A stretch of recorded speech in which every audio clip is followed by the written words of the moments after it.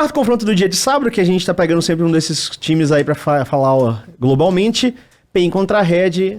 Falar da PEN que saiu 0-2.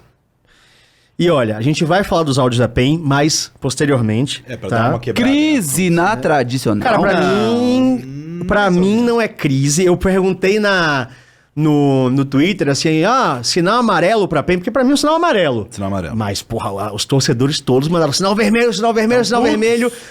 Mas aí, pra mim, o problema que já me começa a bater ali bater um martelo, não porque eu não sou o dono da verdade, mas de ir pro caminho da crise foi o áudio. O áudio que a própria PEN soltou me fica assim, tipo, rapaz... eu acho que é legal a gente falar do áudio, assim, mais em detalhes, mais pra frente, mas citar aqui. Ó, existem expectativas diferentes. Se você olhar pro começo do campeonato e ver uma PEN 1-3, independente do contexto, você já fala, mano, tem algo aí. Não, então, porque aí que tá. O que acontece também? É um time finalista do último split, né? Finaliza no outro. Justamente. Double finalista. No último ano teve 2 vezes na final, não teve título. E teoricamente, né?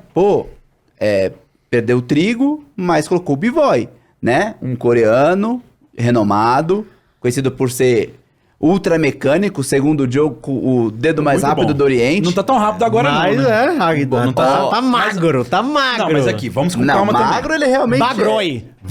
Vamos calma aí. com calma que ele tá tentando. Não. Inclusive, nesses áudios aqui, quando a gente for ver, cara, o homem de gelo lá, tá? Não, mas calma aqui aí. Não tá Aí- tendo jogo pra ele. O que acontece nessas primeiras semanas é que a gente vê um time muito abaixo. Um time que você não vê como finalista, um time que não tá propondo nada, é meio bagunçado e tudo mais. Então é por isso que tem a cobrança.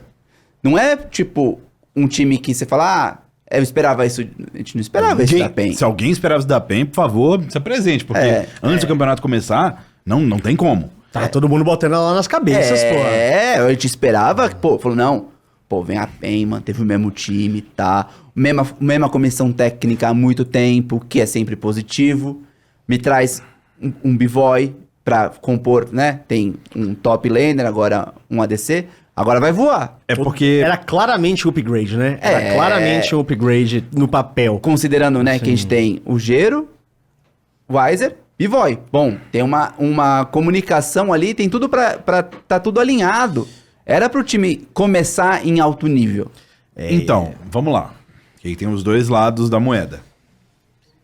Ficar muito tempo junto é bom na questão de sinergia e de cada um entender. Mas tem o outro lado, o lado... Do desgaste, de relacionamento interpessoal. E esse aí, eu vou falar que eu nunca vi um time que começa desgastado superar isso no meio do campeonato.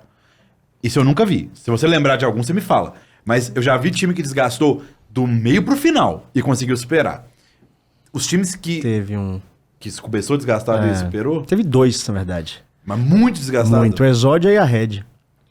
A Red tava muito... Porra, essa aqui? Essa última? É que eles... Que eles foram pro Mundial? Tava apocalíptico o Não, negócio. eu tô falando isso, mas assim... Eu não sei se o caso deles, eles estão muito desgastados. A gente viu pelo áudio, gente, um momento de tensão.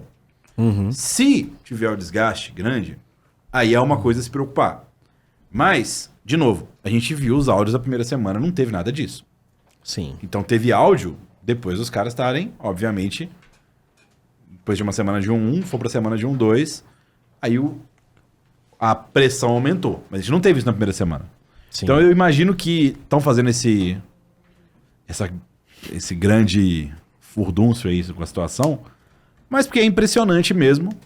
E, de novo, pela cadeia de eventos da situação. A realidade é, nenhum jogador da PEN, tirando talvez o B-Boy, tá jogando nem perto do que se espera individualmente. Sim. O Dinquedo Bem melhorou abaixo. essa semana.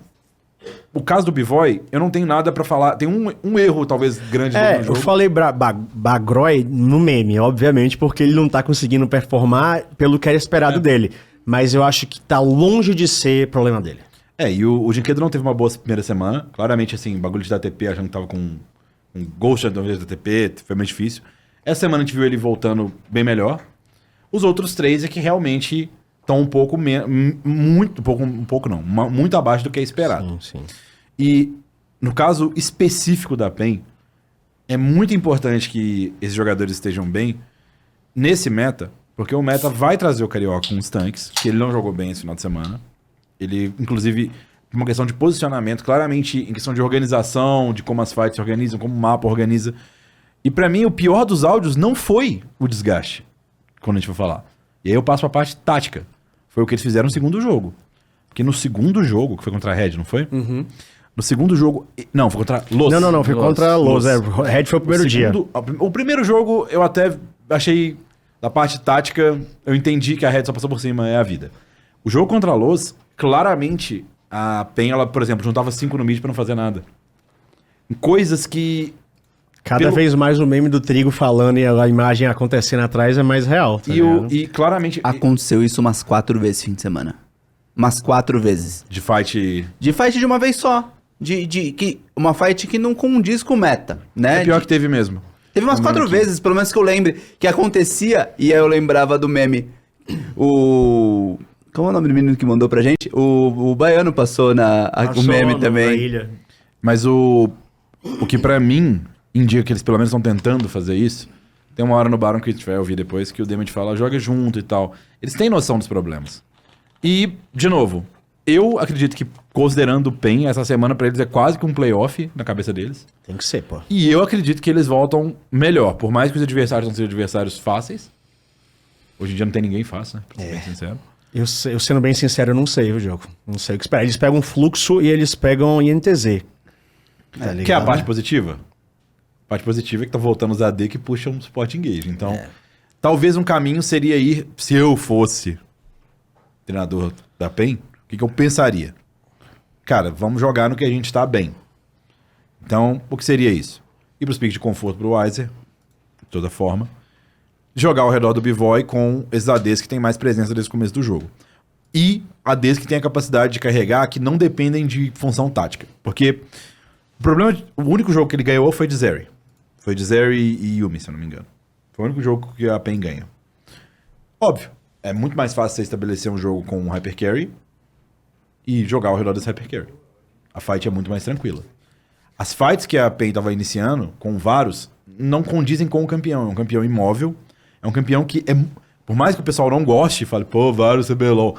Gente, pra esse meta que tava, que vai ser diferente do final de semana, o Varus tava rei. Pode ser que o Varus continue muito forte, claro. É muita prioridade de lane. É uma capacidade de quando senta no rio, ninguém mais entra.